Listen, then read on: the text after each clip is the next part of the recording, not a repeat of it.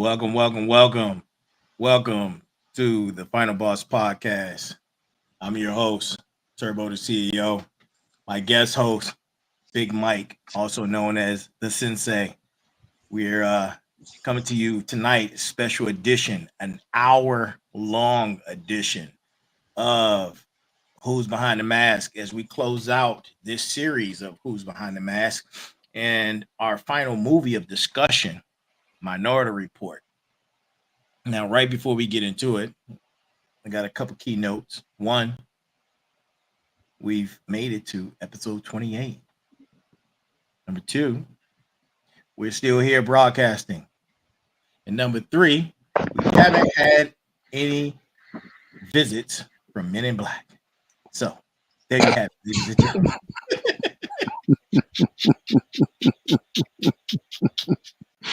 Knocking on the door, so let's be we blessed for that. Oh man. So how are you, sir? Kicking it, living a dream. Living the dream. And as always, this is for entertainment purposes only. And we're gonna get right into tonight's discussion. And stick around.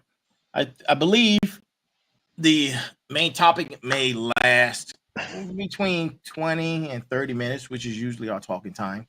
Then after that, we're gonna have like a little after thing. We're gonna discuss all the other episodes and everything else we covered and have some fun because we're comedians. We may not seem like we are, but for real, we are really jokesters and comedians. And y'all, because if you ain't laughing, you crying.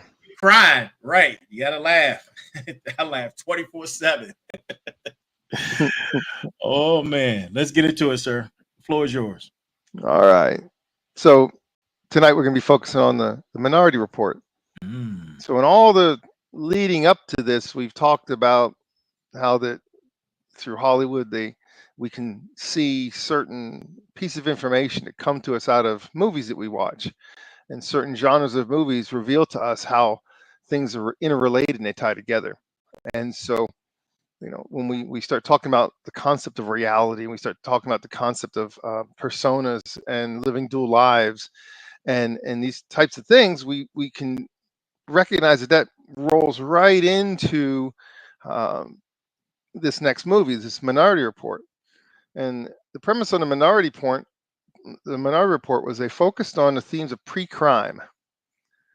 Pre-crime, that's a term that we haven't really heard much yet, but might come to the forefront. Free will, identity. And so in looking at the previous movies we watched, identity is a big deal. Who are you?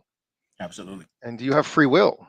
Are you in charge of your own destiny or not? And so these are concepts which are addressed in this movie, and they talk about it.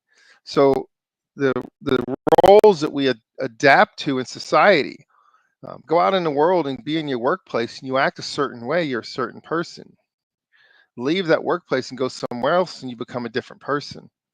Put on your sports gear and you go watch a football game, you're a different person. Absolutely. So we wear different masks depending on where we are and what we're doing in society. So understanding that, you also understand the concept of concealed intent, or what we've learned through the last show we were talking about, realities. So you can have your online persona and your online reality, your Instagram reality with your influencers, and totally different than the real life. You put on that mask, you turn that switch on. Right. A perfect example of that was Robin Williams. When he was on, he was on. True. But when he left that stage or left that set, when he was off, he was off. True. You would never know it was the same person. Yep. Completely different. So that lets us know that this multiple realities is a thing. One of the topics I like to talk about is I have my own reality. I see what I see, and I understand things according to what I have information coming in. So that's my reality. What I see around me, what I experience, what I feel, smell, taste, that's my reality. Now, when you and I are together, we have what's called a shared reality, which means you and I are experiencing the same thing at the same time. Absolutely. So our reality is shared. But then when we go back apart, we're back to our own individual realities. So we have many realities based upon where we are. And many people believe different things based upon where they are. True. You know, Very you can true. talk to someone in public and I'm staunch believer of A, B, and C. Get them behind closed door and it's really D, E, and F. Yeah. Or they become a pussycat. Absolutely. Well, everybody's a keyboard warrior until you get them in front of them, you know. Twitter figures. Right? Right. Everybody's, what's the old saying? Everybody's tough till you punch them in the face. Oh man, that's what Mike Tyson said. That's right. Well, you know, if you ain't never been punched in the face before, then you don't know what that feels like. If you've been punched in the face before, you know, yeah, I know what that is. Absolutely. You know, and you know if you can take one, right? True. So in the film, they talk about, like I said, pre-crime. And you go, what is pre-crime? And you say, well, pre-crime is predicting the future. Now, right now, currently, as we know it, technology can predict where you're going to be and what you're going to be doing 1 year from today. We have current technology that does that. And you say, well, how is it possible to do that? It's possible to do that because we have what's called big data, Right. which is everything that you are and do in the digital world is recorded. You have a television, it's listening to you. You have an Alexa, it listens to you. We always have fun with Alexa. We play with Alexa all the time. We love Alexa. Yeah. Oh yeah, I like to have Alexa tell me dirty jokes. I mean, it's funny. It's just hilarious. Right. And so you ask all kinds of crazy questions of Alexa. But lately I've been asking some crazy questions of Alexa and finding out that Alexa is not just trying to give you Alexa's viewpoint anymore. Alexa now cross-references to anything it can get its hands on. So if somebody's out there planting a bunch of garbage and they get enough out there, Alexa will cross-reference that. How much do you think of that as filtered? Oh, it's all filtered. Okay. Oh, it's constantly filtered. Biases all get out. Yeah. Oh my God, it's ridiculous how filtered it is. You know, you think you're getting unbiased. Give me the truth. Give me the data. You don't get the truth and data. You get what you're supposed to know. Because again, you know, where are we in this world, right? We're consumers. And so if we're consumers, not producers, you therefore going to be fed what you're supposed to be fed, your steady diet of drivel. True. So when we talk about predictive technology, we understand where the data comes from, that it comes from all these sources, right? It comes from your cell phone, for God's sake. Your little old telephone you have listens to you 24/7. Hell, probably listens to your sleep patterns.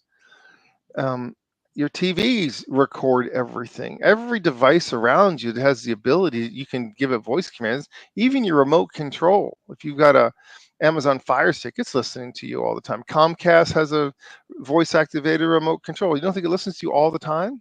And they say, well, you can turn it off. No, you can't. No, that's you can't. That's fake.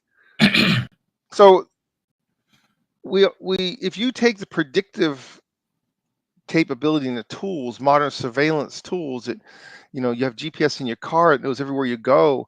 And you say, well, how come we're outlawing the old cars? Because they don't have GPS in them. You know, and you make it so it's really hard for you to drive around a 1986 Chevy pickup truck because it's now considered, it's a polluter. And so since it's a polluter, you can't drive it. But that's the reality. It's not that it's a polluter. The reality is there's no electronic tracking on it. You know, if you drive an old diesel vehicle, like old school diesel, you know, go to an army truck, they're pretty susceptible to EMPs because there ain't much on them. It's electrical. Right. And they just keep on trucking. So, you know, you look at that we're forcing ourselves to use new technology, which is monitorable. Another one that's going to be coming to us, which, you know, thank you, World Bank, is digital currency. Everything's in place right now for digital currency. And with digital currency comes the good old-fashioned social credit score.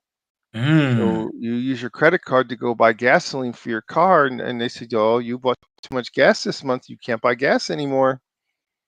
And you say, well, all of your credit cards will all be like, oh, nope, you bought 10 gallons of gasoline. You're not allowed to have 12. Wow.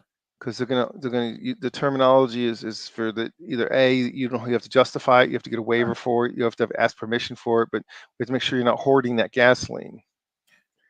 Wow. Question, Mike. Yeah. And out of the technology that's being developed today, and this is your opinion, how much predictive programming applications are into everything? Is it in everything, in your opinion? Everything, Everything. everything. I'm telling you Mm. why it's everything, because if you and I are sitting around and we're talking about cats and I don't have a cat, Mhm. suddenly everything in my media, everything on my phone starts throwing me advertisings regarding cat. True. If you ever watch Social Dilemma, you ever seen a Yeah. Netflix Yeah. documentary, I've seen that Social movie. Dilemma? Yep.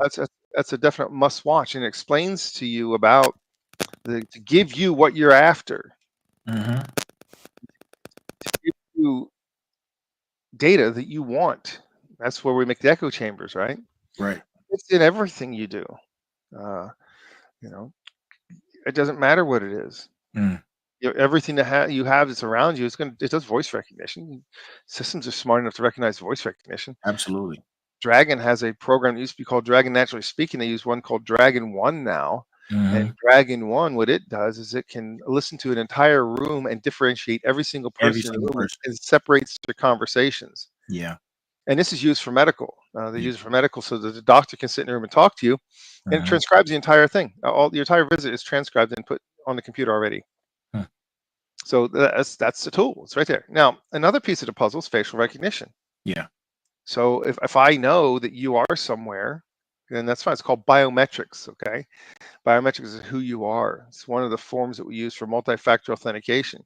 Mhm. You have to prove who you are, and then usually it's something you have, something you know, something you are, and something you do.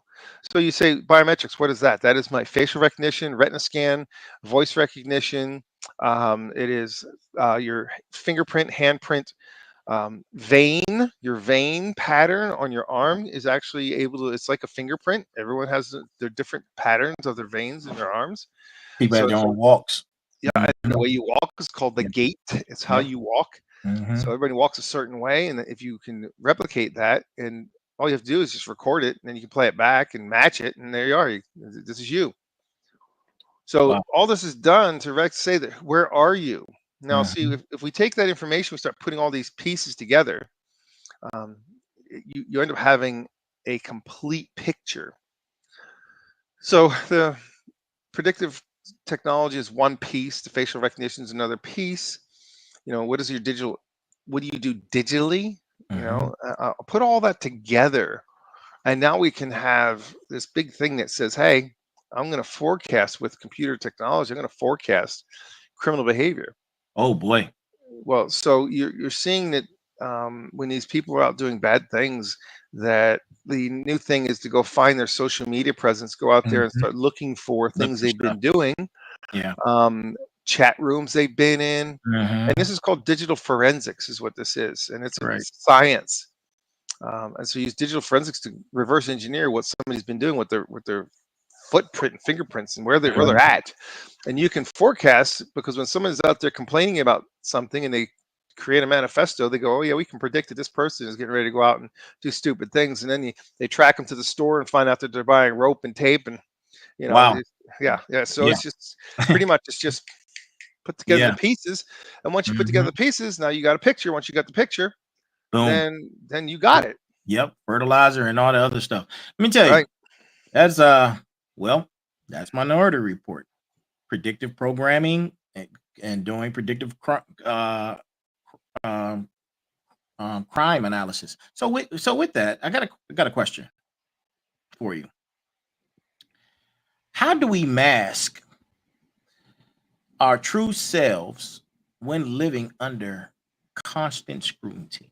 What are your thoughts on that? So the first, when you say that, the first thing that comes to my mind is there was a song back in the 80s. Mike and the Mhm. Mechanics was the name of the group.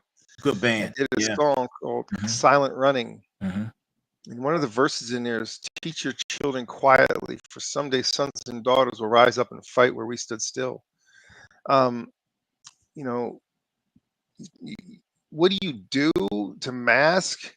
You just have to watch your audience. You have to watch who you're talking to, and Hmm. you have to pick up this thing that's called perception. And you have to have a skill set which is called discernment. And if you want to really learn about something, learn about discernment. And that takes us right back to the movie They Live. Right. You have to find yourself a pair of sunglasses. Because if I wear a pair of sunglasses and I know if I trust you or not, or I can talk to you, then I know that you and I can have a certain conversation. And sometimes when you have those conversations, you always have to understand that this thing here is listening to your entire conversation. So if you're going to have conversations about subject matters that you feel that you don't want to have out there in the world, well, then you just have to take care and do precautions and get yourself a ferret bag and things of that nature. But know the technology is super advanced. So if you're inside of a house and I want to listen to what you're doing, there's devices that I can point at your windows, and your windows act like a big speaker, and I can record every voice inside of a building just by pointing at the windows. So, the technology is so far advanced. You just have to mask, I guess, as the term is. You have to put a different mask on. You just have to, don't slip up if but it's hard because at what point in time do you lose your identity? What point in time when you hide who you are, do you stop becoming who you are? Right.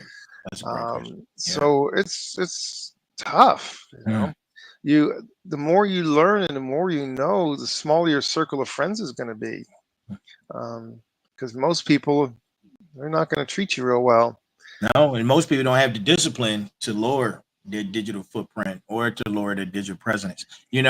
Throughout these different series that we've gone over, I've done a lot of research on a lot of different things, man. And today I stumbled on the topic of becoming a gray man when it comes to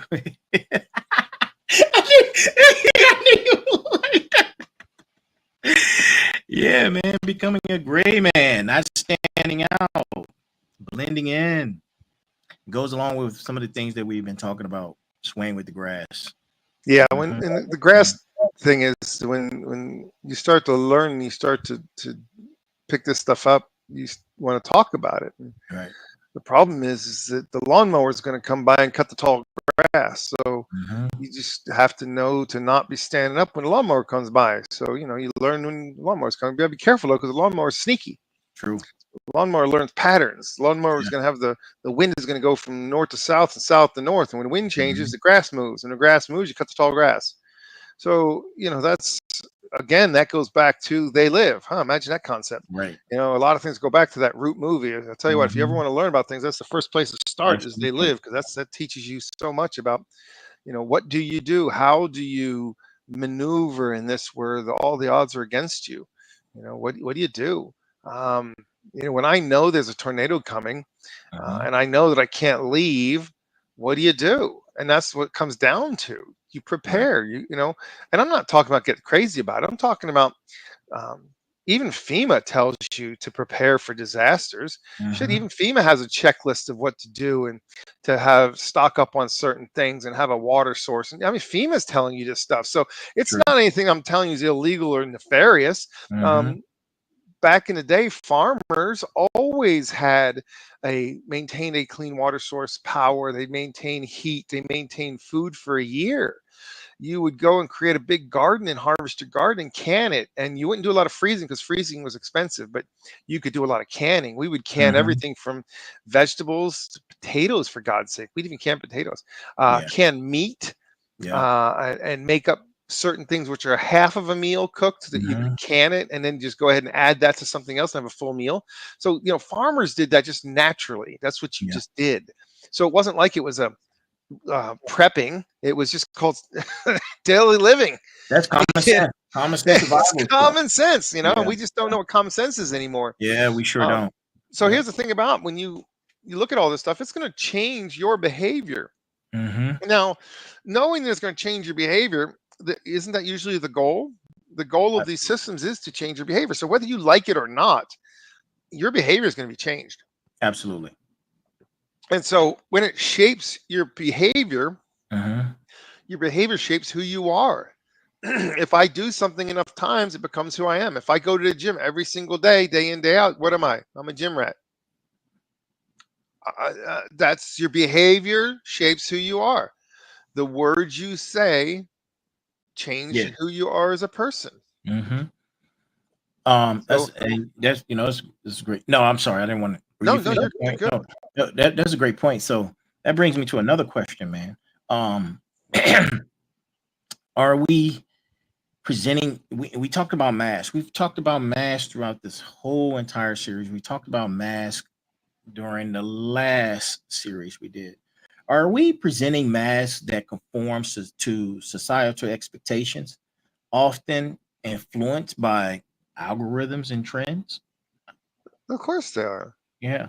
You can tell if you want to find out if somebody is wearing that mask.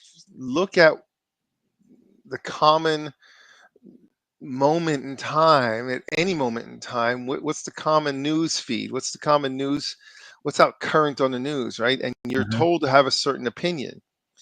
So take a look at that opinion, and just for an experiment, just have an opposite opinion of what the news media is saying. Just the big news says this story, and Right. just for fun, whether you believe it or not, I don't care. Mhm. Just have the opposite opinion and see what happens. Right. See how long it takes. Mm. When I travel, I wear a T-shirt, and it's funny because it says on it, "We the people." Mhm. It's got American flag. Are pissed off, and it's funny because when I wear that shirt, and I'm traveling, I tend to not have the open expression on my face. Mm. I tend to have more of a I dare you to say something to me look on my face. Mhm. And it's I don't even mean it to happen. It's just I put that mask on, Mhm. and you'd be surprised the number of people you can tell the dudes wearing the buns and the you know what I'm talking about. And the people that are soft, they see that, and Yeah. you can tell they take offense to it, but they don't Mhm. have the testosterone fortitude to say something about it. True, true, true. But the funny part to me is the amount of people that give me the most amazing, positive, uplifting, and it is really cool because you get this. They're very stoic, but then they kind of like love your shirt.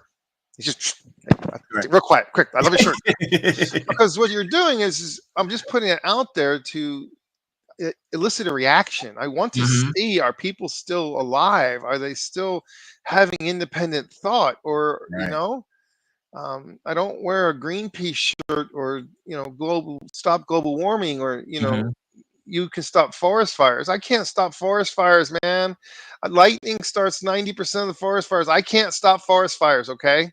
Mhm. Almost every forest fire created is caused by lightning. If I could stop lightning, well, then I guess I'd be something special. So, Smokey the Bear telling you can stop forest fires is a little bit of a fallacy. And just like you can stop Just a little global bit. warming. If I could stop global warming, then the Pacific Rim, I could stop the pollution coming out of the Pacific Rim, right? Right. What is the massive amount of plastics put into our oceans? And we say Oh that we have God. to stop using plastic straws. I'm sorry, plastic straws are not the Plastic problem. straws not gonna do it. Yeah. Plastic bags are not the problem No, because you that's not get the your milk in a plastic jug. You problem. know, Right. everything you buy is plastic. So don't tell me the bag at the grocery store plastic is a problem when everything else that you use is made out of Mm. plastic. So Yeah. whatever. And you You know know, what? To add to that, and I probably catch it for this, man, because uh-oh. I know a lot of people believe in their electric vehicles, but those Ooh, charging you see stations the that are footprint running it on takes to diesel make fuel, those. oh boy, Oh, come the on, man. pollution it takes to make an electric vehicle. Hell, when And I when they first were coming out, I was looking at electric vehicle and seriously considering it. But right. here's what I did. I looked at what's the cost to buy it, Mhm. how long is it gonna last, Mhm. and if I was to buy a regular vehicle that got 30 miles to the gallon, and how much would I pay for that over a long haul plus repairs and everything goes along with it and travel and everything. So I looked at what's the difference? Yeah. Man, you're 10 times. You could buy two cars complete hands down for the price of one electric car, and it pollutes more. And now I'm seeing Teslas on fire on the side of the road. Tesla's And blown on yeah, fire you in blow people's up homes. Yeah. yeah. So Yeah. I'll pass, and Yeah. I don't want to spend 20 grand to Or a replace lithium battery. batteries in my car. Have they mastered the disposal of lithium batteries yet? No, they do got a company who recycles them though. Okay. They actually take them, break them down, and split them up into different baggies of stuff. Yeah, I did watch that. They have a company who does that. They're very efficient at recycling those batteries. So it's not like windmills. It's not like windmills. Got it. Yeah, windmills, they don't recycle those blades. They don't cut them back down into anything useful. But lithium batteries can be cut back down and take back down to the common source and be reused. Wow. Oh, you didn't know about windmill blades have to get buried? You saw my question, like, no. What? No, yeah, windmill blades, man. When they go bad, they gotta take them somewhere and bury them. There's no recycling windmill blades. So don't believe the hype. I'm just lost. There was a song back in the night. Don't believe the hype. Don't believe the hype. That's right. That's right. Do not believe the hype. So let's get back on subject here for a second. Yes, sir. Sorry, people. It's all good. This is a long show tonight, though, so we can do this. So when we look at in the Minority Report, the question comes up about identity. Right. Well, what's my identity? And then my identity also refers back to my memories, which goes back to reality. So here we go. What is my reality? My reality is me with a compilation of all my memories of my whole life. But if all of that starts to get changed, then who really am I and what's my identity?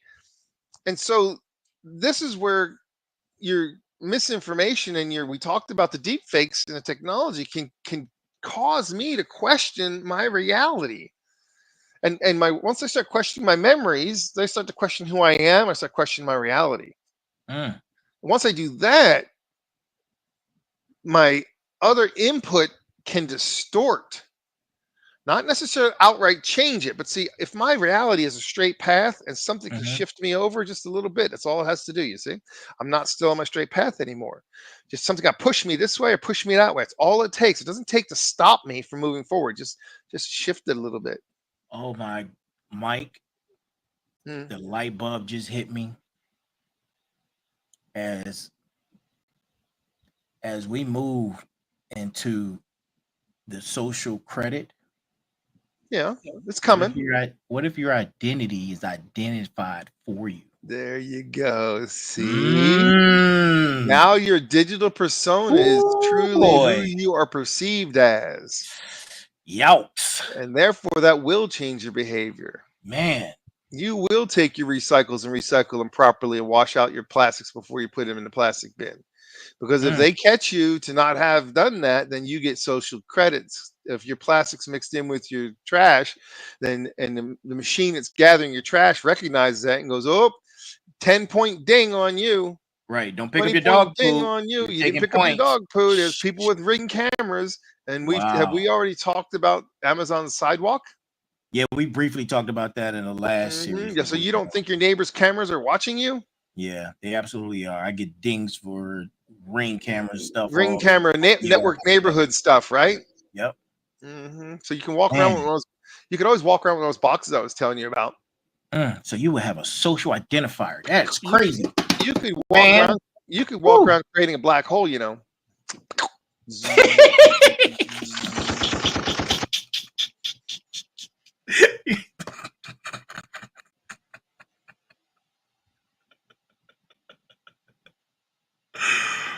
Wow.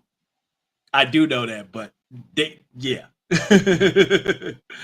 man. Look, the technology's there. The technology's there, people. Have you ever wondered how you could go to a concert and you try and do a quick live feed of the concert and it just plays 10 seconds and cuts off? But everything else you're doing while you're there works just fine. You ever wonder how that just happens? Yeah, it's kind of funny, isn't it? Funny and we just don't even. Well, I don't know how come I can't live stream at the concert. It should be working. No, sorry, no, because your data that's being pushed out comes out in a certain format. Once it hits a certain format, it hits a filter. Once it hits a filter, the system goes up. Right. Stop that. Done. No more for you. No more for you. So shut down. If you're being overwhelmed in this digital reality and you're wearing your mask, which is now going to be used for your digital currency, right? Which then again changes your behavior and changes who you are. What is that? from the perspective of not down up, but the perspective of the top down, what is that process when you are changing people's behavior, not stopping it, changing it, and you just change it a little. So I want to shift everybody this way. So what am I going to do? I just change everybody just a little bit. So you just change 1% of your behavior. If I can change 1% of your behavior today, I can change 10% tomorrow. So all it takes that little, because once something, an object in motion tends to stay in motion. So if I can shift your behavior this way a little bit, pretty soon I can push it up 2 years down the road. You're off the charts. Okay. The term for that is a very simple term: control. Social control. So the entity in control of a pre-crime type system raises concerns of who's in charge of that. Who is responsible for making sure that ethics are abided by? Well, so you have to know that when you ask questions and you get an answer, a lot of times when you get an answer, ethics will be involved. It says, well, this can't happen because ethically it's not going to be allowed to happen. Well, what happens if you just remove ethics from the equation? Right. And along with that, I would add, if you remove ethics from the equation and ChatGPT and AI become one, you remove the ethics. Boom. You get a whole different answer set. Yeah. You get a whole different answer set once you remove the word ethics. Now, so you say, well, in our system, if you have checks and balances, that works wonderful. But if you have a system where you don't have checks and balances, then it tends to run out of control. And here's why: because in any organizational structure, I don't care what it is, there's only two pathways forward for an organization of any kind, any group, I don't care what it is. If it is more than one person or entity coming together, then and it becomes a structure, it only has two pathways. One is growth and one is death. There is no in between. So any organizational structure which gets control is never going to give up the control. No. And it's always going to want more control.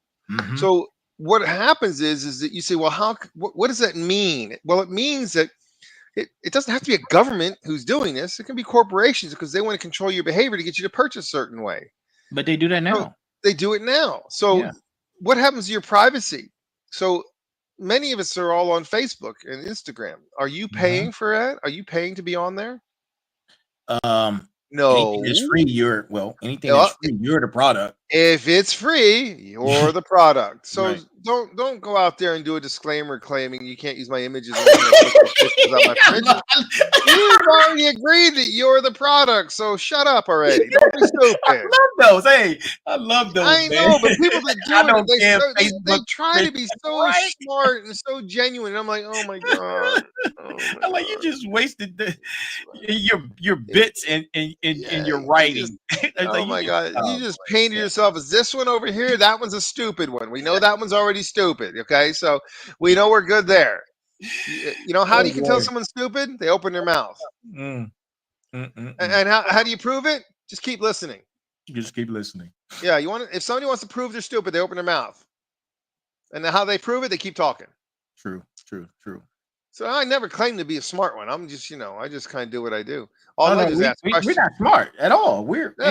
I ask questions. All I do is ask questions. I don't have all the answers, but I know how to find answers. Yeah, we know how to find answers. That's what we do. And here's the thing: if I can get you to ask questions, then what that does is you asking questions will make you go find answers. And if you go find answers, then you can find your own truth. You don't need to believe me. No. Just go find your own truth. I want you to find your own. Don't believe everything I say. Yeah. The breadcrumbs are out there, people. I'm just a crazy bearded dude who's just, got a couple of screws loose, I used to be a bearded dude. I used to. I don't have a chin. That's how come I got a beard. See, you take the chin away. See, I got no chin. See, I got nothing. So my face goes across at the bottom of my mouth. So I got to have a beard to fill it in. That's why I got the beard. Oh, man. So there's things you can do, but most of us don't want to. How do you avoid that mess? The parallel in today is like, well, how do you avoid all this massive data gathering? Yeah, you go out in public, you're recorded everywhere you go. You know, traffic cameras watching you. Your car has GPS. All these things you already tracked 100%. So what can you do? You think, oh my God, I got to get off the grid. I got to wear an aluminum hat. They're coming to get me. They're coming to get me. No, the smartest thing you can do. And this is kind of funny. You would say, wow, that's kind of crazy. Why would you agree to do that? It's just be predictable. Just be predictable. Just go to work every day. Be predictable. Go do this. Be predictable. Don't do anything crazy. Be predictable. Be great. What does that do? That means you can hide in plain sight by being predictable. Right. Be great. Yeah. Be great. Just you don't stick your head up over the grass. You just kind of chilling as you go. I'm not causing no problems. I'm just like everybody else. When they get in line to go get cheese because there's no food, guess who's gonna be in line with them? I want some cheese. I want coffee. I want coffee. I don't care if I got cheese and coffee at home. I still want mine. Give me mine. Come on. I need a bottle of water. So now you come into the next piece of the puzzle is you want to find the truth about your own identity, and you want to challenge the system. Okay. And you want to be authentic in this world. The problem with trying to do that is now you're abrasive, you see. And they live when you're wearing the sunglasses and you got them on and they're this big and you're looking at people and you keying up, then they know that you're looking at them, right? Right. And what happens? You got to wear contact lenses. You have to disguise the fact that you know. And in They Live, they were all about going after the hidden broadcast so that they could decrypt it and let the whole world see the hidden broadcast. All they tried to do was not stop what was going on. They were just trying to reveal the truth of it. Right? Pull the curtain back. It was, my God, we want to talk about that. Go back into Wizard of Oz. The whole goal, the whole movie was do what? Pull back the curtain. Pull back the curtain. So in They Live, what was the entire premise of the entire movie was to get one thing done. What was the goal? Pull back the curtain. Reveal the truth. So you look at that going, okay, how you claim your personal identity. Now you're going to have to do things which are away from that technology and that influence. And you're going to have to do things like read books, paper, not digital, do things which are out in the world, make a garden, grow some food, learn how to preserve your food that you've created. There's a book called a Reader's Digest book called Back to the Basics. And it was back to the basic things that most people just used to know, but we have lost that technology. We're so advanced, we've lost the ability to grow food. Yeah. And everybody I know that grows tomatoes goes, my God, my tomatoes are the most amazing tomatoes. They're so delicious because they're not store-bought and they taste amazing. Yeah. But the thing is if you want to do something, make that your identity. You want the best thing you could ever do? Bees. Oh, yeah. You get a beehive, learn what it takes to have a little beehive, and start working it, right? This is the best thing you can do for the environment. You want to help the environment? Bees. Best thing you could ever do. Hands down. Disclaimer, people. Mike is absolutely correct, but make sure you're not allergic to bees. So yeah, I'm allergic to bees now after I got my jabby jab. Now if I get stung with bees, I got a pen. But what I'm getting at is, if you can do bees, best thing you could ever do. And also it helps. When I did bees, it was such a Zen thing. I'd go out there and sit in front of my hive. And I'm talking with no masks on, no gloves on. I'd sit 3 feet from the entrance of the hive and just sit there and watch the bees and smell. You can smell a hive. And I'd smell the hive and I'd watch the bees coming and going and doing their thing. And man, it was the neatest thing. And I'd sit out there on a bench and just kind of sit and chill. Nice. And just watch the bees. And it becomes such a Zen thing. It was so chilled. So you want to do something that in this crazy world of insanity, do something simple like that. Nice. Those are the kind of things that really can help make you a better person and find your identity in the mess of all this society stuff and all this massive overload of data and input. And there's too much going on around you, so you are bombarded all day 24/7. So but if I tase you with a taser, all I did was just give you what's called white noise. And white noise is that I tell my hand to move, but if there's so much noise that I can't get the signal from my brain to my hand, then my hand doesn't know how to move because it's overloaded. That's what. So what we're experiencing in today is it's just an absolute overload. Yep, overload. You're not going to be able to be involved in privacy movements or anti-surveillance movements or social justice, for God's sake. Those are just a waste of your time and energy. I'm just going to be totally honest with you. If you're involved in social justice stuff, that means your whole life is caught up with that narrative, and it becomes who you are. And then when that goes away, because it eventually is going to go away, then who are you? There's nothing left but a shell. True. So the best thing you could ever do is do something back to nature.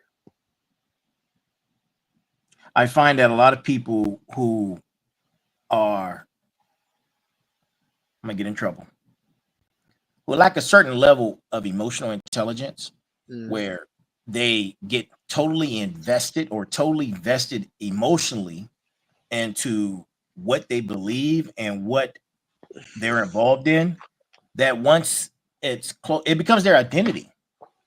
And once it's done, they don't have any more identity. They have no more purpose. Yeah. Look, I'll tell you, when I was in Germany, and you walk around and see the German woods, all of the woods and forests are meticulously maintained. And it is the most beautiful thing you've ever seen when you're walking through the forest and it's maintained, it's taken care of, it's clean, it's neat, it's beautiful. To see that is just impressive. Once you see it, and little things like that can go a long way at separating you from the noise of the technology. Going and being involved in something else besides just that is a great way to if you want to fight the system, step away from it. That's the best thing you could ever do. And here we are on technology doing this kind of stuff, but you know what? It's hypocritical. I get it. Yeah. I see the hypocrisy of it. But man, I was out in my back 40 today and just spent an hour mowing my back acre, just looking at plants and stuff, going, wow, that's kind of cool. But it just got me away from it for a minute. You just have to take that break. That's why yard work is so therapeutic. And so many folks, when they retire, man, they just love their yards. Why? Because it gives them something to do when they look back and go, man, that was nice. I'll tell you what's one of the most satisfying things to do is cut and split and stack firewood. Oh, I love firewood. Oh my God. Because the feeling of accomplishment you get when you've got that woodshed full of wood, it's amazing what it does for your soul. Yeah. I got the same feeling when we would go out and we would harvest a deer, or it was that time of the year to harvest a pig or a cow, or doing chickens. We would allow the chickens to have all the chicks they wanted. And we would see the roosters growing up, and they would grow to a certain size. And then it was that time of the year, and we'd harvest those young roosters because we only kept the one, which is the big guy. And then we would take the young ones, and those went into canning jars, you see. And we could eat those through the winter. We'd have chicken all winter long. And so when it wasn't in season, we'd have chicken all winter long. We'd have a dozen jars of chicken that was canned. So you could make meals like you wouldn't believe out of canned chicken. So it was supplement, right? But what I'm getting at is the satisfaction you feel when you look at your pantry and go, that's organized. That's neat. That's nice. There's a thing that's talked about is if you make your bed every day, it's at least that you start your day correct. The whole world goes to hell, you at least start your day proper, right? And so little things like that. You want Yeah. to do something good for yourself? We talked about this. Take technology out of your bedroom. Give yourself a sanctuary. Yeah. If you can't make a sanctuary outside of your house, make a sanctuary inside Inside. of your house. Yep. That's correct.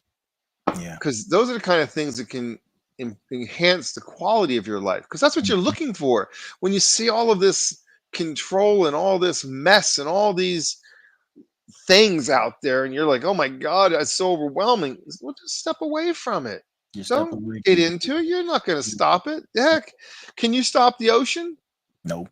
No. Well, can You you can stop a turn your TV flood? off. You can turn your phone off. You can turn your TV off. Mm-hmm. You can chill for a bit. Look, when I travel, because I travel a lot, when I come home, I usually travel home on a Saturday, and then on a Sunday, we tend to have as much as possible. It's not perfect, but we try to have technology free on that day, where it's just us, and we don't care what we do, but we should try and keep our technology to a minimum so that we can actually enjoy ourselves. Go put the feet in the pool. Go do something together. Do something crafty. It doesn't matter what it is, but just do something. So that you're not immersed all day long in technology. Because look, I know a lot of people that are so addicted to their technology, they can't put it down because they True. become so hung up in that persona that it has become who they are. Well, a wise man told me one time, phone time is alone time, which means that if you and I are together, we need to not be in our phones. Right. Unless we agree that during that time we're going to be looking up funny videos and seeing who can find the funniest video. Now that's kind of an adventure that you As an do. adventure, yeah. But what you're doing, though, it's known that that's what you're doing. It's not like we're having a conversation, my phone goes ding, and I stop the conversation with you and look at my phone. Mm-hmm. One thing I feel guilty about, and I do feel terrible about this, is that if I'm visiting with someone or if I'm at a client and my phone goes ding, I have to be careful because when I'm working, I'm on call all the time for broken systems. And if your system's down, you can't afford for me to wait an hour to get back to you. I need to get back to you pretty quick. Right. So I feel guilty about that when I'm out in public, that my phone goes ding and I respond to it like a dog, like Pavlov's dog. But that's different. That's work. That's but and I you're in still the IT, I so feel we're guilty about it though, because that's one thing and I don't feel guilty about much. But I feel guilty about that because if I'm around you, I want to have quality time with you because I'm all about trying to get that quality. True. Just trying to get the quality. Yeah. So kind of funny how we've talked about all of this stuff about how the technology is, and through this conversations we've talked a lot about how it is here, it is now, and it is bigger than you can ever imagine, and it is daunting, and it is frightening, and it's scary. But at the end of the day, when you learn about how frightening it is, the number one takeaway is you have the power to step away from it. You have the power to take its control over you and limit it. You can do that. I never said it's going to be easy. Look, if you're an addict, it's difficult. Did you know that in Vietnam War, the percentage of soldiers that were addicted to heroin was absolutely insane? How many people were doing heroin? I read Now, those. listen to this. When they came back from the war, did you know that the majority of people, the majority who were on heroin, got off of it cold turkey? Do you know why? Wasn't readily available, probably. No, that wasn't the point. Plenty could stay. Plenty were still on it. It was because they had something worth living for that was more important to them than the heroin, and they stopped it cold turkey. Those who didn't have something worth living for, they stayed on the heroin. This is a key about drug addiction. If you have something that's more important to you than the drug, you'll get off the drug. But you have to have something that's more important than the drug. And that can be any addiction. I don't care what it is. It can be a coffee addiction. It can be a social media addiction. Any addiction, doesn't matter what. If something's more important than the addiction, then you can put the addiction down. True. So you have a choice in this world. You don't have a choice of what happens around you. That's out of your control. But what's in your control is how you react to what's happening around you. And that's where the true power comes. Because if you take away the power of social media and you see that it's just a paper tiger, you see it is nothing. You can shut it off. You can walk away from it if you want to. But if you do, and this talks about this in many intelligent writings, is that if you're going to empty the vessel of the demons, you better put something good back in. Right.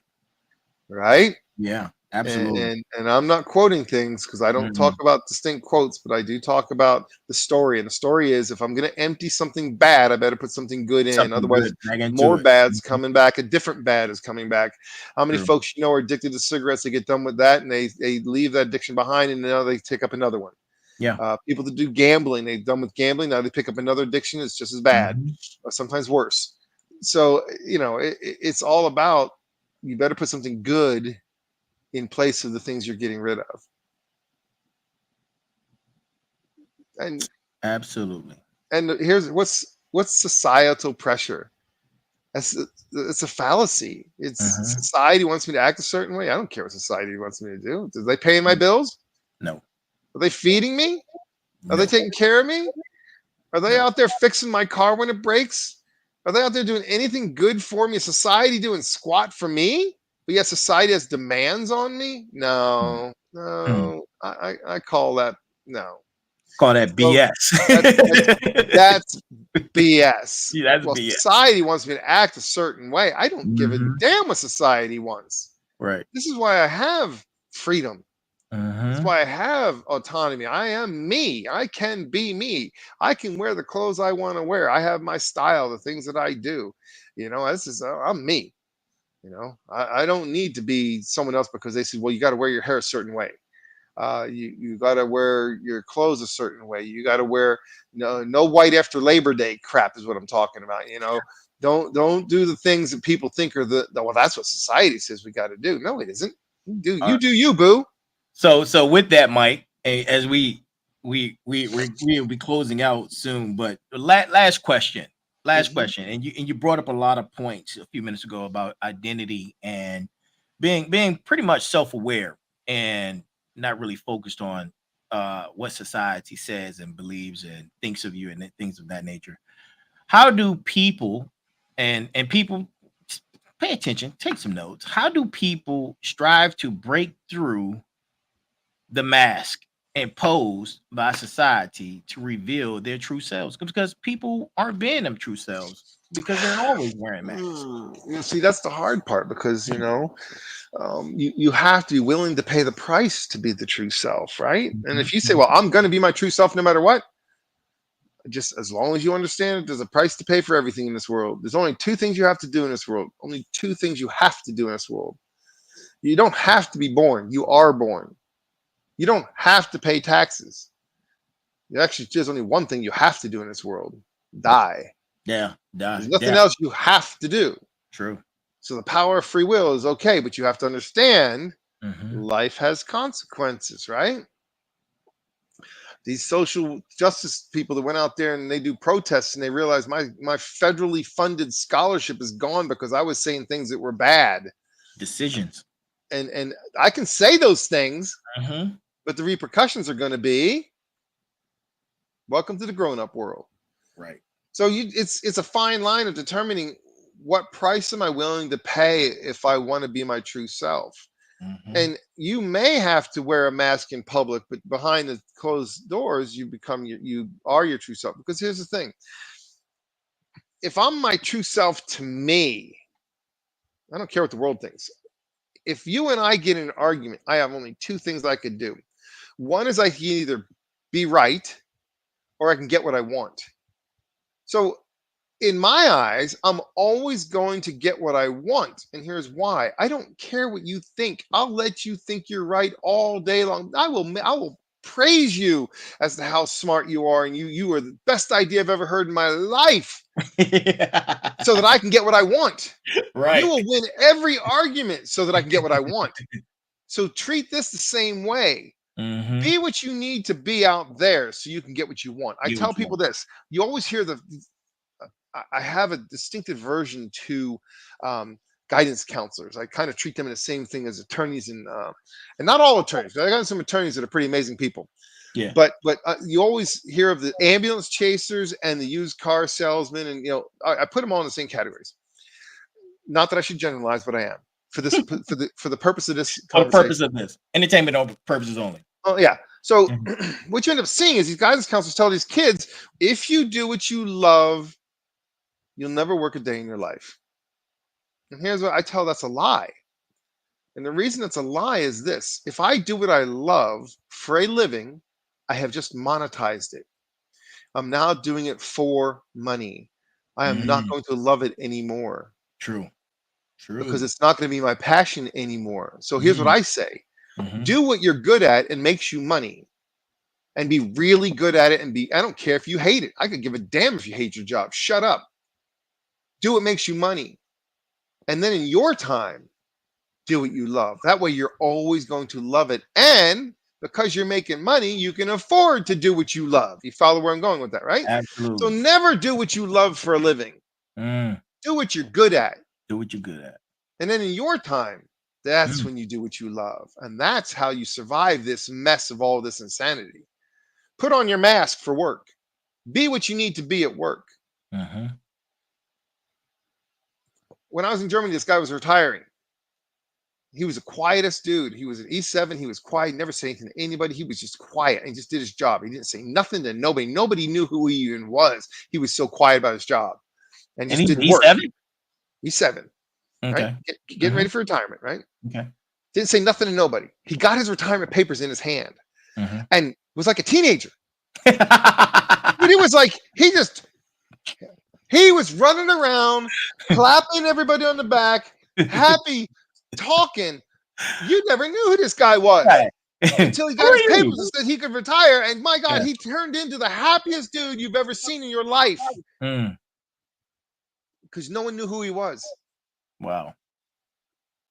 So do what you are good at, what makes you money. And in your time, do what you love. If you do that, you can find peace. Because what you do will give you peace. What you do for a living is just a job. It lets me afford to do what I love to do. That's where you find your peace. Nice. Ladies and gentlemen, that is Mike doing Mike things. Mike doing Mike things.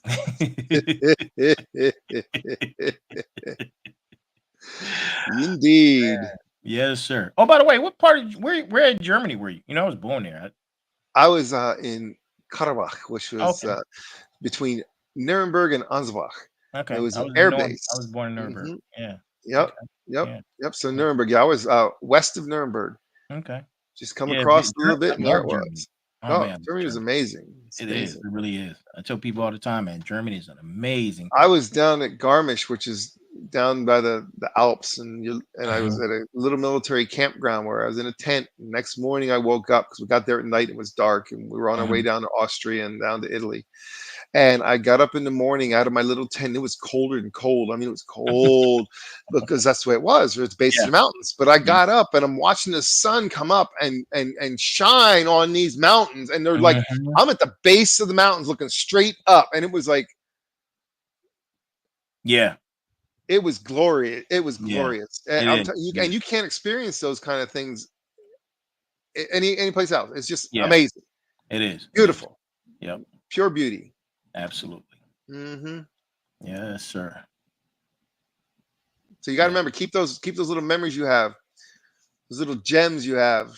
Never forget them. Those are the things that get you through the tough times. Indeed. Reach in your pocket and pull out that gem of that great memory. And that's going to get you through some nasty stuff. Oh, I got them in a box. And I just open the box when I need. But here's the thing: when you open that box, don't be digging around too much in it. Oh no! Get in there, look at it, enjoy it, but shut it, because otherwise you're gonna make a mess on the floor and you gotta pick all your Legos up. My box is organized. I got it. See? Structure. Structure. Yes, That's a whole nother subject. Right. We can talk about that on any other time. Maybe the next series we talk about. But yeah. But this has been good. I'm hoping that we can. Yeah, we rambled a lot, but we're able to tie a lot of things together, which allow you to see things from hopefully a little more of a complete picture to look at the puzzle.